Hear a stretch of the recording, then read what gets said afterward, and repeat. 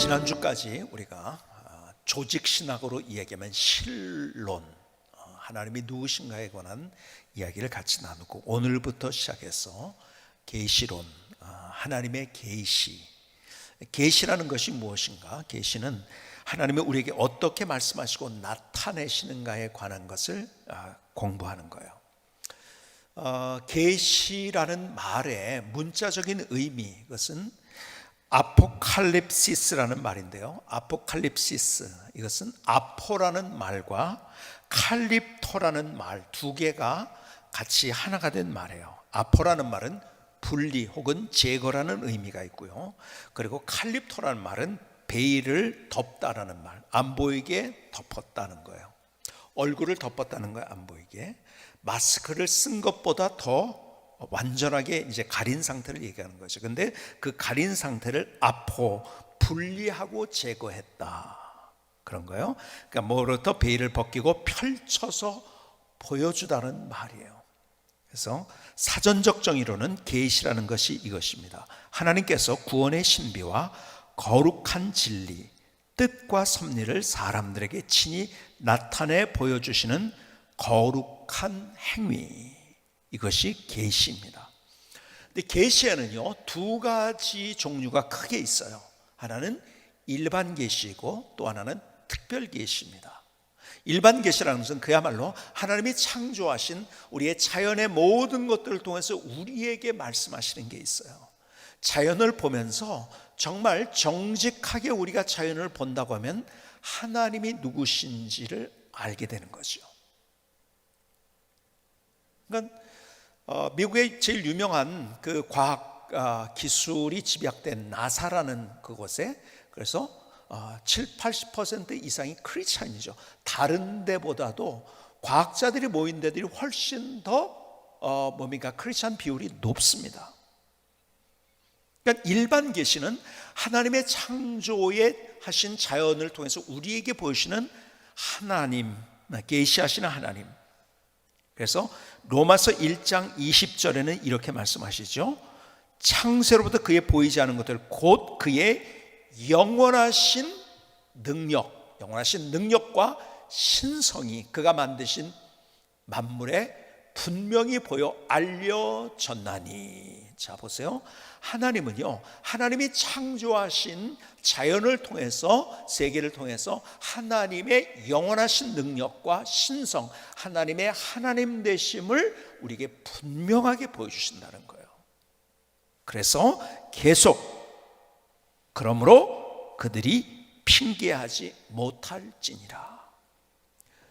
정직하게 의미를 갖고, 그리고 심각하게 우리의 자연을 보면 하나님이 누구신지, 하나님의 존재를 알 수 있고, 그리고 하나님이 누구신지를 알 수 있다는 거죠. 하나님은 자연을 통해서 우리에게 말씀하셨어요. 여러분이 잘 아는 뉴턴이라는 과학자가 있습니다. 뉴턴이라는 과학자가 근대 수학의 기초가 되는 미적분을 발명을 했어요.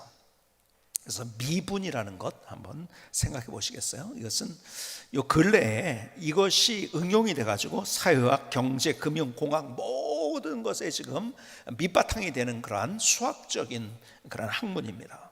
자, 근데 미분이 뭔가 좀 제가 쉽게 설명을 좀 하고 싶어서 미분을 사전을 찾아봤어요. 사전적 정의 좀 쉽게 이해하기 위해서 제가 그대로 읽어드리겠습니다.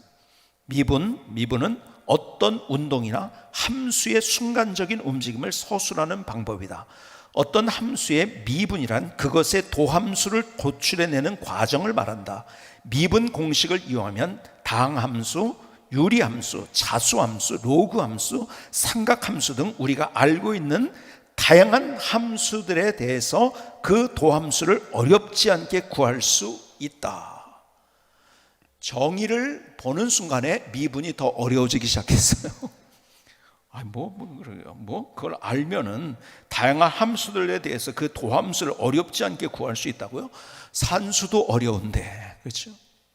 우리가 이제 학교 다닐 때 미분 적분을 배웠지만요, 참 기가 막힌, 보통 사람들이 이게 배우기도 힘든 거를 그것을 발명을 했으니 얼마나 참 대단합니까? 그렇죠? 이항정리라는 수학의 원리도 발견했고요. 그 다음에 우리가 흔히 만유인력의 법칙이라고 부르는 중력에 관한 법칙도 발견을 했어요. 유명한 사과가 떨어지는 걸 보고 발견했다고 뭐 얘기를 하는데 그런 이제 에피소드가 있죠. 어쨌든 지금 뉴턴이라는 사람은 가만히 연구해 보면요, 고대에서부터 현대까지에 걸쳐 가지고 많은 과학자들이 있었지만 그 중에 가장 대표적인 뛰어난 과학자를 친다고 하면은 누구라고 할 것인가? 뭐 근래에 가까운 과학자들도 있었고 뭐 호킹도 있고 그 다음에 무슨 뭐 아인슈타인도 있고 하지만은 그러나 이 사람을 능가할 사람은 없다고 생각이 되어집니다. 그리고 사람들이 그렇게 또 얘기를 해요. 철학자 데이비드 휴미라는 사람은 뉴턴은 지금까지 태어난 가장 위대하고 유례 없는 천재였다. 호킹 박사는 이렇게 얘기합니다. 뉴턴은 과학사에서 대적할 자가 없는 거인이다. 여러분 가만히 보면은 이 사람은 연구해 보면은 정말 많은 훌륭한 과학자들이 있었지만 그 과학자들 중에서 대표가 될 수 있는 과학자였었죠. 그런데 재미있는 거는요, 이분의 생애를 연구해 보니까요, 과학을 연구한 것 이상으로 이 사람이 뭘 연구했는지 아세요? 성경을 연구했더라고요. 그러니까 과학자니까 과학적인 것을 연구하고 리서치를 하는데요, 그것 이상으로 성경을 읽었어요. 그러니까 어떻게 되죠? 하나님께서 그에게 특별한 지혜를 더 주신 것 같아요. 더 특별한 지혜를. 그래서 성경을 읽었을 뿐만 아니라 그 성경을 삶 속에 적용을 하고 그리고 참 성경대로 살았던 사람이에요. 그런데 이분이요, 어떤 운동을 벌였냐면 그 당시에 가난한 사람들에게 성경 사주기 운동을 벌였어요. 성경 사주기 운동이 뭐냐? 여러분 우리는 뭐 성경 뭐 자기가 사면 되지 그러지만은 그 당시에는요, 성경이 굉장히 비싼 거였잖아요. 인쇄술이 그렇게 지금처럼 발전하지 않았을 때니까 성경 한 권이 얼마나 비싸냐면 가난한 집에서는 그것이 보배 갑오로 이을 수 있는 어떤 것보다 비싸고 소중한 것이 되는 거죠. 그러니까는 성경을 직접 접하지 못하는 사람을 위해서 성경을 이제 사주는 운동을 벌였어요. 그래서 가만히 제가 이 뉴턴에 대해서 연구하다가 그래서 이 영국이라는 나라가 그래서 어느 나라보다도 부흥운동이 일어났고 그 부흥운동 때문에 역사 속에서 유럽의 본토에서 있었던, 예를 들어서 프랑스 혁명 같은 피비린내 나는 혁명이 일어나지 않았구나, 그리고 전쟁이 일어나지 않았구나, 그런 생각을 갖게 됐어요. 왜냐하면 그래서 영국이 그런 혁명 없이 근대 국가로 갈 수 있었던 이유가 이러한 성경을 읽고 성경 중심적인 그런 운동들이 일어났기 때문이고, 거기에 정말 기여한 사람 중에 하나가 누구냐? 바로 뉴턴이라는 사람이죠.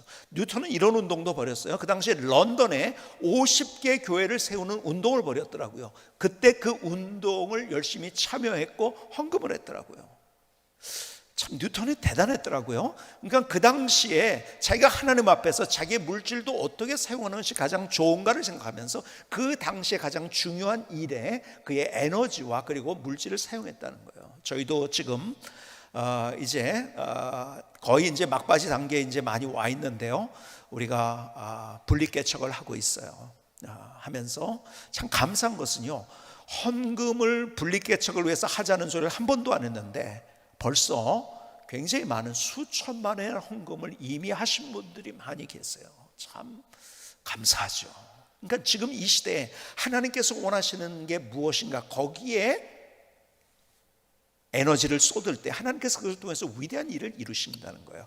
뉴턴 시대에 또 그랬던 것처럼 어쨌든 이 뉴턴이요, 만유인력을 설명한 원리의 마지막 부분에서 그는 이렇게 기술을 했어요. 한번 들어보시겠습니다. 나는 내가 세상이 어떻게 비춰지는지 잘 알지 못합니다. 그러나 적어도 내게 있어 나 자신은 진리의 큰 바다가 아직 밝혀지지 않은 그대로 아득히 놓여있는 바닷가에서 뛰놀면서 좀 더 둥그스름한 조약들을 찾았거나 보통 것보다 더 예쁜 조개를 주었다고 좋아하는 작은 소년에 불과합니다. 이해가 가시죠? 큰 바다, 명사심리 같은 그런 바다보다 더 큰 바다. 미국의 마이애미 쪽에 가면은 수백 킬로가 되는 그런 뭐죠? 수십 킬로가 되는 그런 큰 이 해변도 있잖아요. 하얀 모래로 된 그런 해변도 있는데요. 근데 그런 데서 작은 지역돌 하나를, 근데 옆에 있는 친구보다 조금 더 잘생긴 거, 조금 더 좋아 보이는 것을 발견한 것 뿐이라는 거죠. 자기의 과학적인 발견은. 그리고 하나님이 얼마나 위대하신지, 하나님이 얼마나 놀라우신지, 하나님이 얼마나 기가 막힌 분이신지. 그래서 그는 그의 생애의 목표는 뭐냐면 자연을 통해서 계시하시는 하나님이 누구신가, 그 하나님을 증거했던 사람이죠. 여러분 잘 아는 지동설을 주장한 갈릴레오 갈릴레이라는 사람 잘 아시죠? 우리가요, 많은 사람들이 이렇게 오해를 하고 있어요. 갈릴레오 갈릴레이가 지동설을 주장하니까 성경에와 반대되는 이론을 과학적으로 해가지고, 그래서 파문이 되고 무슨 뭐 이단이라고 그래서 파문이 되고 하는 그런 사건들이 있었다 하는 것을 알고 있어요. 그래서 그 사람은 과학자이기 때문에 성경에 반대되는 이야기를 한 사람이다, 이 얘기를 해요. 여러분 이것처럼 큰 오해는 없습니다. 역사 속에서. 여러분 갈릴레오 갈릴레이는 어떤 사람이냐면요, 신앙이 돈독한 분이에요. 그래서 수도사가 되려고 했는데 아버지가 야, 우리 집이 가난하니까 의사가 됐으면 좋겠다, 그래서 의사 공부를 하다가 수학에 빠져드는 거예요. 수학자가 되고 그 다음에 이제 천문학을 연구하고 이렇게 된 사람이 됐죠. 그리고 그가 지동설을 주장했어요. 그러니까 로마 캐톨릭이 잘못된 거, 성경이 잘못된 게 아니에요. 로마 캐톨릭에서는 성경에 있는 것을 본 것이 아니라 로마 캐톨릭이 오히려 어떻게 했는지 아세요? 피타고라스, 그러니까는 힐압의 유명한 수학자죠. BC 그 사람이 약 500년 600년에 살았던 그 사람인데요, 그 피타고라스라는 사람이 한 말, 그 사람은 천동설을 얘기했거든요. 그리고 그것이 누구에게 내려왔냐면 아리스토텔레스에 내려왔고, 그래서 힐압의 우주관을 마치 성경의 우주관인 것처럼 그렇게 가르치고 있었던 거예요. 어디에서? 로마 캐톨릭이 잘못된 거죠. 성경이 언제 천동설을 주장한 적이 있나요? 근데 자기들은요, 성경에 있는 이야기가 아니라 힐압의 우주관, 피타고라스와 아리스토텔레스의 우주관을 가져와서 가르치고 있었던 거예요. 근데 아니다, 지동설이다, 그러니까 저 잘못되면 이단이야, 파문해야 돼, 그렇게 된 거잖아요. 아니에요. 이 갈릴레오 갈릴레는요, 아주 신실한 크리스찬이었어요. 그리고 그는 지동설을 주장하고, 근데 지동설을 완벽하게 증명하고 전 세계 지동설이 맞다고 결국 만든 중요한 인물이 누구냐면 아까 얘기했던 뉴턴이라는 사람입니다. 뉴턴. 여러분 우리 갈릴레오 갈릴레이는 이런 얘기를 했어요. 그가 한 얘기를 한번 들어보시죠. 하나님은 우리에게 두 권의 책을 주셨는데 한 권은 자연이라는 책이고 다른 한 권은 성경이다. 우리는 하나님의 솜씨를 하나님이 주신 자연이라는 책에서 배운다. 그래서 하나님께서는 두 가지를 통해서 우리에게 말씀하신다는 거예요. 자연을 통해서 말씀하시고 그리고 성경을 통해서 말씀하시고 두 개의 책을 주었다고 얘기를 해요. 누가요? 갈릴레오 갈릴레이가.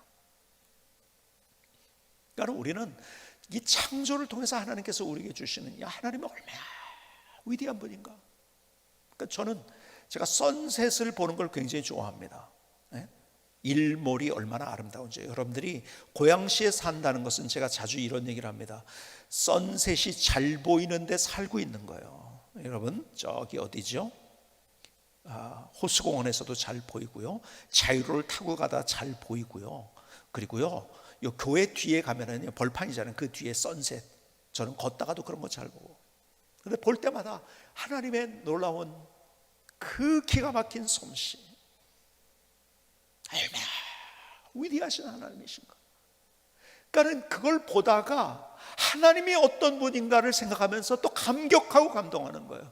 주님의 높고 위대하심을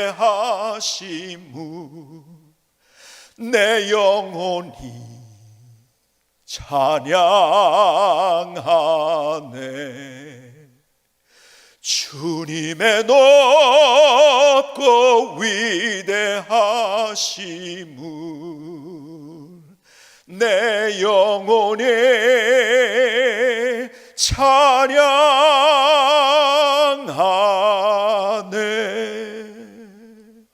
얼마나 놀라시나.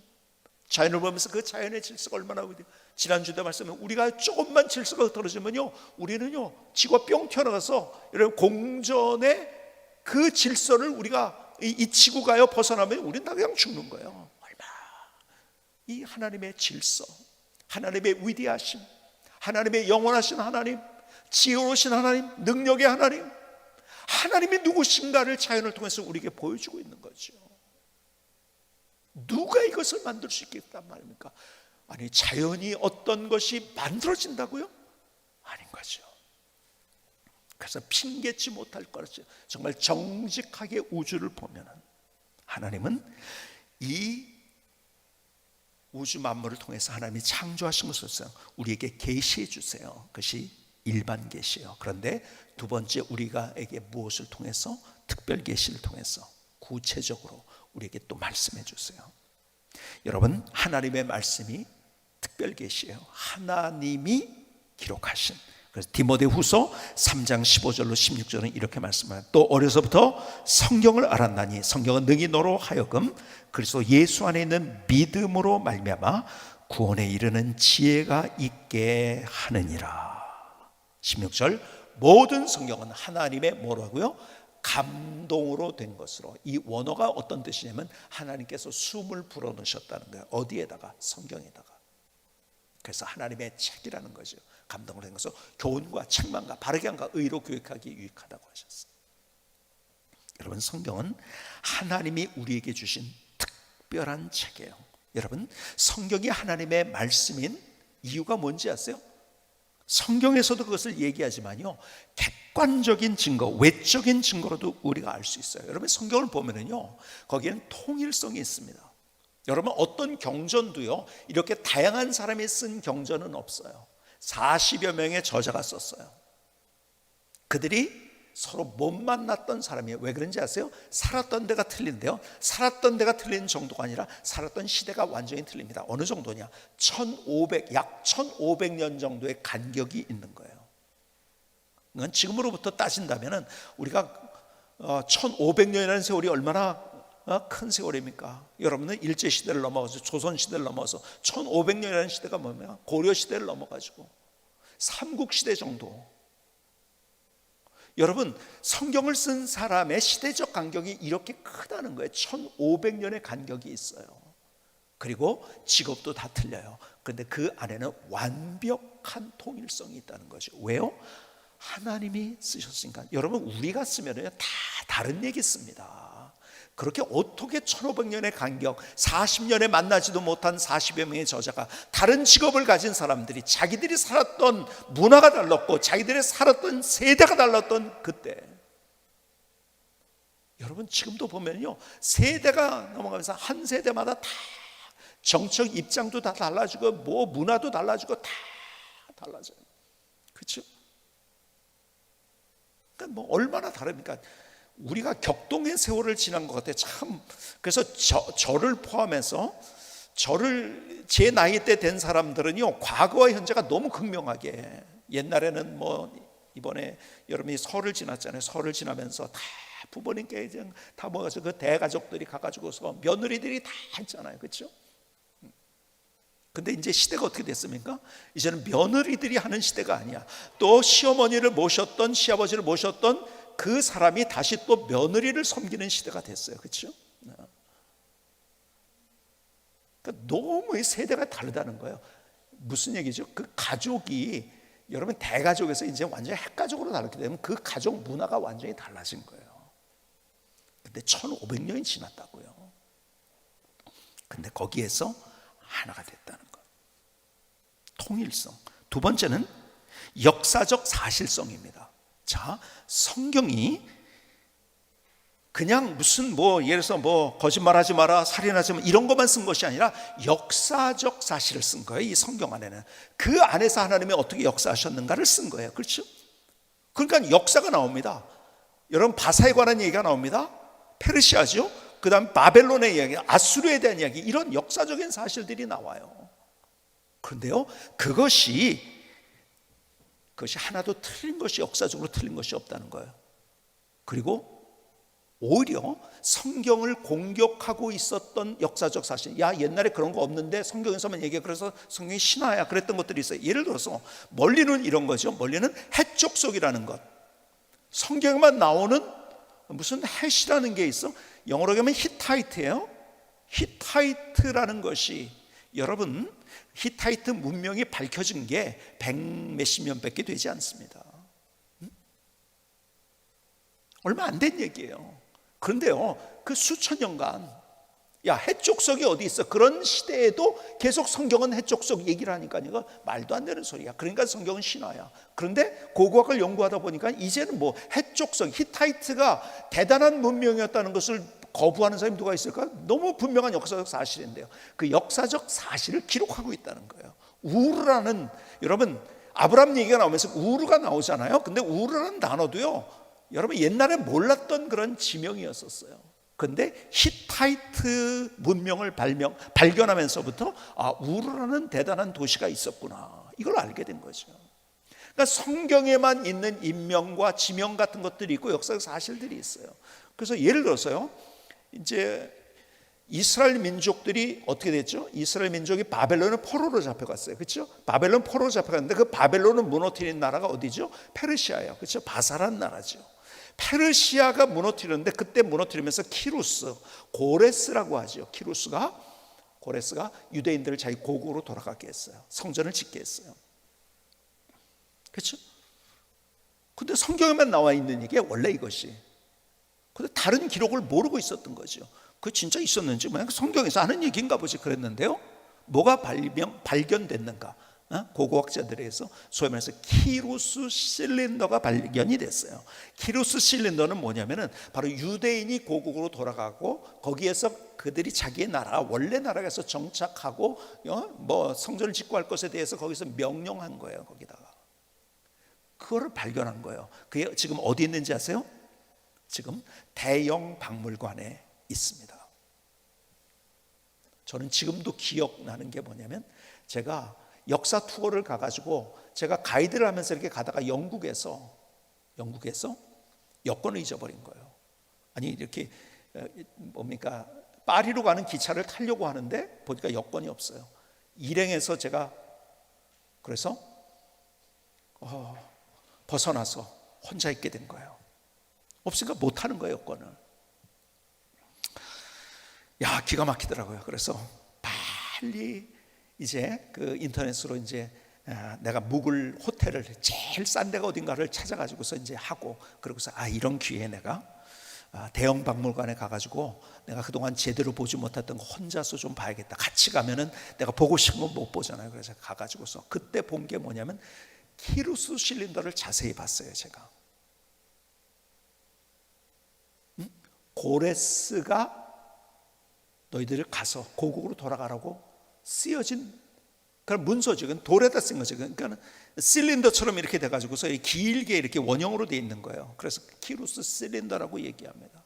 거기에 가니까요, 뭐가 있냐면, 여러분 무슨 관이면 아수르 관이 있습니다. 아시리아 관이 있는데요, 아시리아에 요즘 발견한 그러한 고고학적 발견들인데 거기에 벽화가 있어요. 벽화가 있는데요, 점토로 만든 거기 때문에 거기 그대로 갖다가 거기다 갖다 놨더라고요. 그런데요, 성경에만 묘사되었던 전쟁의 상황, 그 상황이 똑같이 거기 있는 거예요. 여러분 그냥 그렇게 전쟁했나 보다. 그거는 뭐 그냥 자기가 알아서 쓴 거 뭐야, 그래서 엉터리를 썼는지 뭐가 있었는데 이렇게 했던 것들이 보니까 벽화가 발견이 되는데요, 그대로 성경에 있는 그대로 거기에 벽화가 있더라고요. 그게 어디냐면 아수르에 있던 거를 가져온 거예요. 지금 아시리아에 있는 거를, 지금으로 얘기한다면 이라크죠. 이라크에 있는 걸 갖다가 그 대형 박물관에 있더라고요. 여러분 뭐 이런 얘기하자면 끝없는 얘기니까 오늘 설교가 안 끝나니까, 그렇죠? 여러분 이런 역사적인 것들이 나중에 몰랐던 것, 그런 것이 그냥 성경에만 있는지 알았더니 그것이 역사적인 사실이었다는 거예요. 다 하다못해 다윗이라는 것에 대한 기록이 고고학적으로 발견된 게 옛날에는 없었어요. 그냥 그렇게 내려올 뿐이지 성경에서. 근데 그것이 텔단이라는 데서 다윗이 어떻고 이런 것에 대해서 이제 나오면서 이것이 다 역사적인 사실이었구나, 이런 것들을 알게 되는 거죠. 그러니까 이 이야기는 오늘 너무 길어져 가지고 여기까지 해야 될 것 같아요. 그 다음에 세 번째는 성경의 불멸성입니다. 뭔지 아세요? 성경처럼 공격을 받았던 책은 없습니다, 역사상. 그래서 초기 기독교들이 성경을 가지고 그들이 예수님 믿을 때 성경을 없애려고 로마에서 얼마나 그것을 불태우고 금소로 하고 그냥 다 갖다 봐요. 성경 보는 사람들을 괴롭히고. 근데 성경처럼 그렇게 뻗어난 책은 없어요. 여러분, 역사 속에서 다 얘기할 수 없지만 성경처럼 고난을 받은 책은 없습니다. 없애려고 했던 독재자들은 다 없애려고 했으니까요. 그리고요, 나중에 근대로 넘어오면서 철학자들이 저거 그냥 가공된 얘기, 신화가 써 있고 그리고 맞지도 않는 얘기 써 있기 때문에 그냥 성경은 자동적으로 소멸될 거야, 이렇게 얘기를 했어요. 그 대표적인 사람이 누구냐면 여러분이 잘 아는 볼테르라는 사람. 이 볼테르는요, 성경에는 허구와 모순으로 가득 차 있기 때문에 100년 이내에 없어진다는 거예요. 소멸될 거라고. 그러니까 관심도 갖지 말라고 그랬어요. 역사의 아이러니가, 근데 볼테르가 집무하던 사무실이 뭐가 됐냐, 국제 성서 공회가 된, 이런 아이러니가 있잖아요. 성경을 반포하는 것이.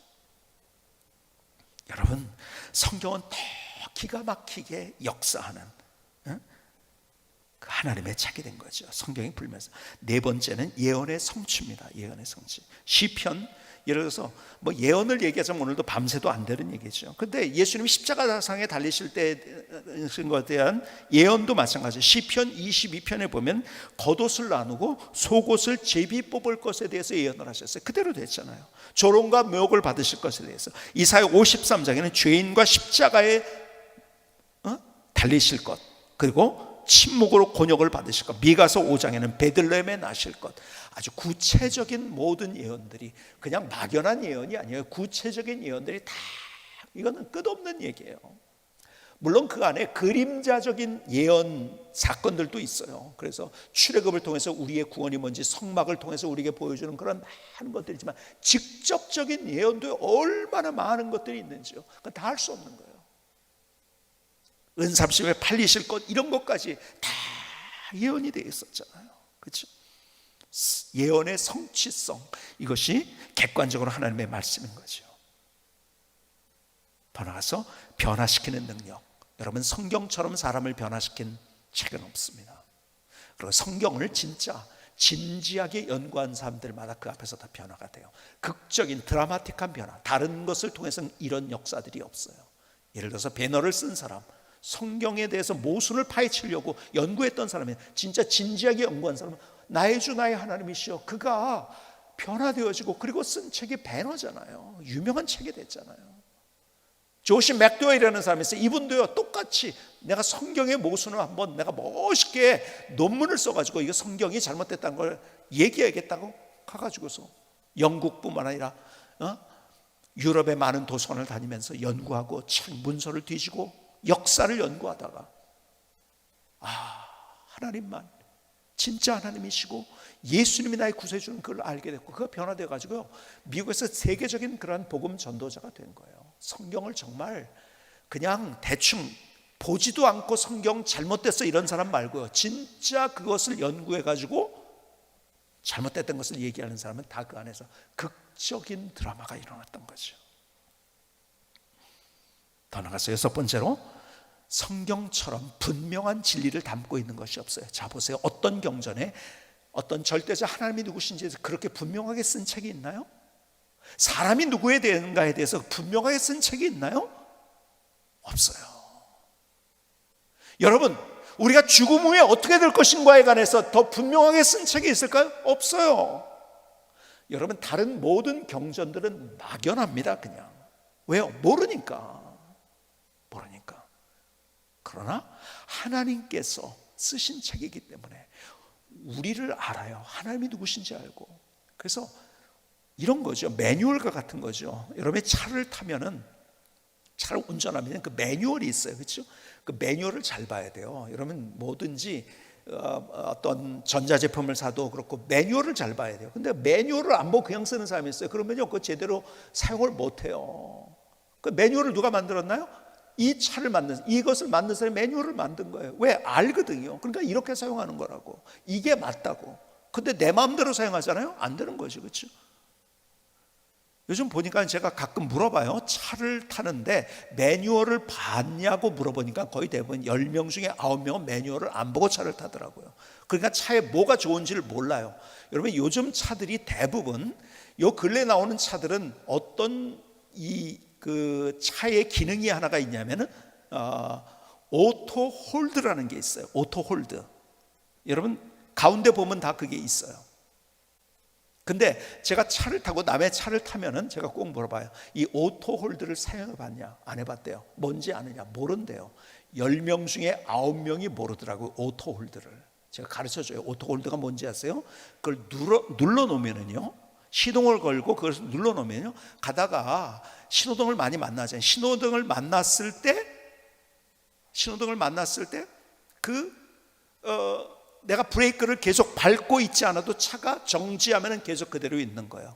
그리고 액셀레이터를 밟으면, 우리가 액셀레이터라고 하는데 정확하게 영어로는 그거는 가스 페달이라고 하죠. 가스 페달을 밟으면 가는 거고. 그러니까 내가 힘들게 이거를 밟고 있지 않아도 돼요. 되게 편합니다. 근데 다 모르고 있어. 그거 있느라고 차가 비싸진 거예요. 근데 그걸 사용 못해요. 10명에 9명이더라고요. 제가 가르쳐줘요. 근데 저는 어떻게 알았냐고요? 그거를 제가 매뉴얼을 봤거든요. 오토홀드가 뭔 건가 찾아봤어요. 아, 이거구나. 그걸 사용하는데 너무 편한 거예요. 여러분, 하나님이 우리를 창조하셨기 때문에, 우리를 만드셨기 때문에 우리를 아세요. 하나님이 누구신가를 보여주시고, 내가 누구지, 인간이 누군지에 대해서 정확하게 얘기하는 거. 그냥 추상적인 얘기하는 거. 다른 경전들은 추상적이에요, 그냥. 근데 분명하게 구체적으로 얘기하는 것은 유일하게 성경입니다. 진리예요. 분명한 진리가 있어요. 모호하지 않아요. 그래서 하나님의 말씀인 거예요. 여러분, 매뉴얼을 만들 때도요, 차를 만든 사람은 그 매뉴얼을 정확하게, 분명하게, 구체적으로 얘기를 해줄 수 있어요. 그렇죠? 매뉴얼을 만들어요. 근데 모르는 사람은요, 아마 이럴걸? 이래서 만들었을걸? 추상적이고 모호한 거예요. 그러니까 다른 경전들을 보세요. 다 추상적이고 모호해요. 우리가 죽음 후에 어떻게 되는지, 우리의 내 인간이 누구면 어떤 존재인지, 하나님이 누구신지에 대해서 분명하게 얘기한 책, 유일하게 성경인 거예요. 그래서 하나님의 말씀인 거예요. 그래서 다시 성경이 성경인 것을 증언합니다. 디모데후서 3장 15절을 다시 볼까요? 오늘 본문의 말씀. 또 어려서부터 성경을 알았나니 성경은 능히 너로 하여금 그리스도 예수 안에 있는 믿음으로 말미암아 구원에 이르는 지혜가 있게 하고, 신명서 모든 성경은 하나님의 감동으로 된 것으로 교훈과 책망과 바르기와 의료교육에 유익하니. 무슨 말이에요? 하나님이 기록하신 책이라는 거죠. 그래서 우리가 늘 성경 앞에 나와야 된다는 거예요. 자동차 얘기가 나왔으니까요. 여러분, 요즘 제일 편리하게 우리가 사용하는 게 뭐죠? 자동차에서 내비게이션입니다. 그렇죠? 물론 휴대폰을 가지고 내비게이션을 하는 사람도 있고요. 그렇죠? 근데 그 내비게이션 되기 위해서 가장 중요한 거, 기본이 뭔지 아세요? 다른 것들은 다 2차적인 거예요. 기본은 뭔지 아세요? 나침판이 그 안에 있다는 거예요. 우리가 그것을 잘 몰라도 나침판이 있는 거예요. 그래서 방향이 설정되니까. 그렇지 않고 지도만 있고, 그리고 다른 기능만 있다고 한다면 그 내비게이션의 역할을 못합니다. 그렇죠? 여기로 갔다 저기로 갔다 그러는 거죠. 근데 뭐가 기본이 되기 때문에, 나침판이 되기 때문에, 하나님의 말씀이 우리의 인생의 나침판과 같은 거예요. 우리가 운전을 합니다. 혹은 걸어갑니다. 혹은 지하철을 타고 갑니다. 제가 늘 얘기하죠. 근데 우리가요, 가다가 내가 운전할 때도 이쪽으로 가야 될 것 같아요, 내 느낌이. 근데 표지판이 이쪽으로 돼 있어요. 그럼 어떻게 하죠? 표지판을 따라가는 거예요. 여러분, 표지판, 내가 아무리 그런 것 같아도 이쪽으로 가면 안 되는 거예요. 걸어갈 때도 마찬가지예요. 내가 지하철을 갈아탈 때도 마찬가지예요. 느낌을 쫓아가면 내가 원하는 데 반대로 가는, 표지판이 이쪽이면 내 느낌은 이쪽으로 해도 여기를 따라가는 거예요. 그래야지 내가 원하는 길로 가는 거예요. 근데 세상은 네 느낌을 쫓으라고 해서 자꾸 성경 절대 진리를 부인하는 시대에 우리가 살고 있는 거예요. 그러니까 뭐예요? 불행한 거죠. 여러분, 세상은 점점 불행해지지 점점 행복해지지 않습니다. 왜? 하나님의 말씀을 떠나니까 그런 거예요. 자기 느낌을 쫓아가니까 그런 거예요. 이 시대가 포스트 모더니즘 시대가. 그래서 우리가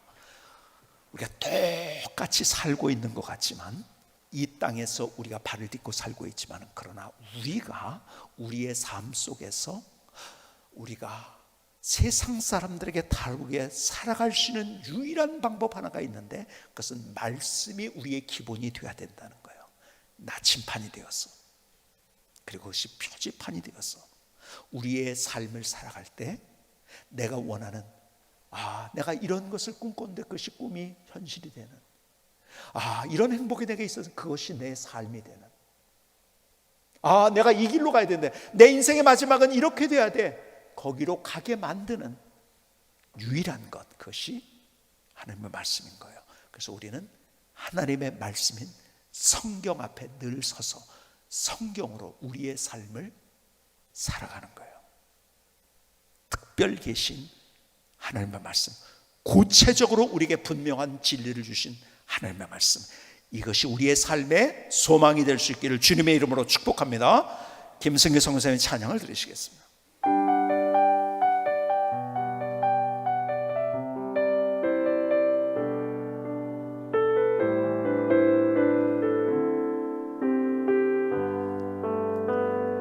주 하나님, 창조의 말씀을 통해 그분의 능력과 위대함을 보여주시죠.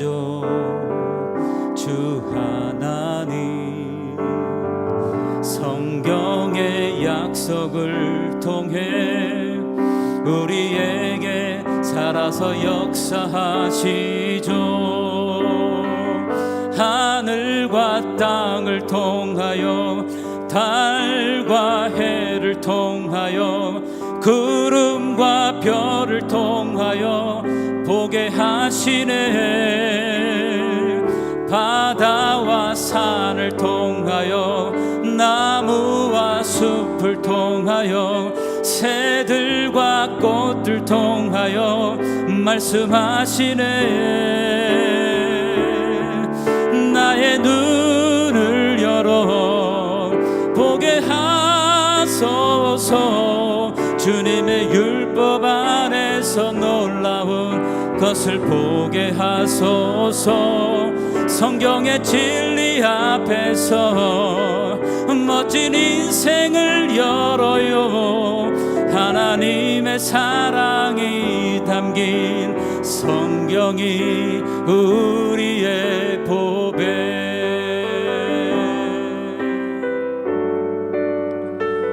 주 하나님, 창조의 말씀을 통해 그분의 능력과 위대함을 보여주시죠. 주 하나님, 성경의 약속을 통해 우리에게 살아서 역사하시죠.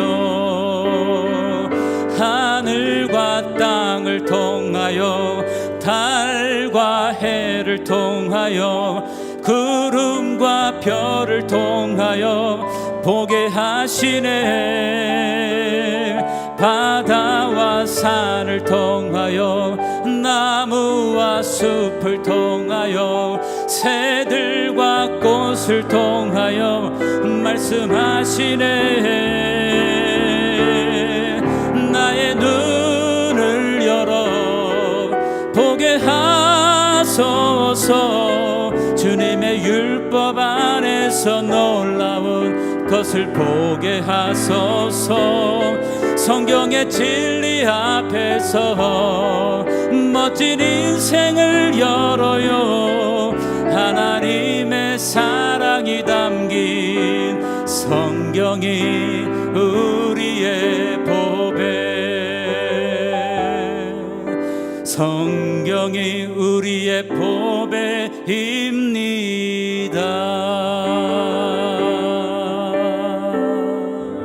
아멘. 하나님, 나의 고백입니다. 나의 결단.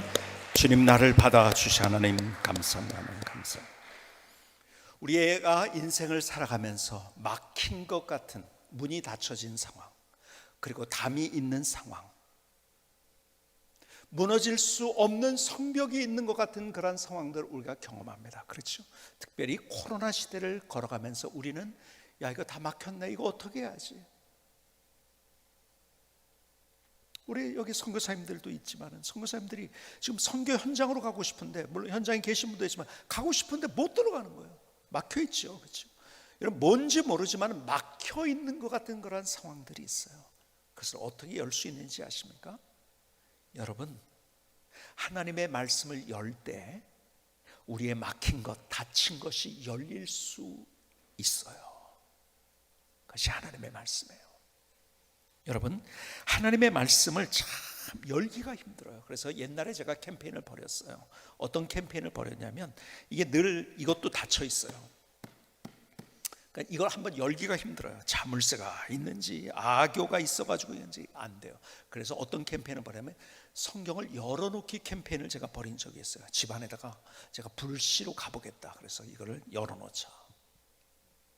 제가 아주 목회하는 할 때 초창기에, 지금 그 기억하는 여기도 몇 분이 계실 거예요. 그때는 대신방이 있었어요. 각 가정에 가서 예배도 드리고 기도도 하고 그랬는데요. 그때 제가 뭘 준비해 갔냐면 스티커 한 장을 준비해 갔어요. 스티커에다가 그것도 잘 보이라고 뭘로 했냐면 형광색으로 스티커를 만들었어요. 그리고 어디에다 그것을 붙여줬냐면 TV에다 붙여줬어요. 거기 뭐라고 써냐면 TV보다는 기도를, TV보다는 말씀을, 그리고 붙여줬어요. 그랬더니 어느 순간에 갔더니 그게 떨어져 있는데, 그래서 왜 떨어져 있냐고 했더니 딴 데다 붙였대요. 그래서 어디다 붙였냐 했더니 애들 방 TV에다 붙였대요.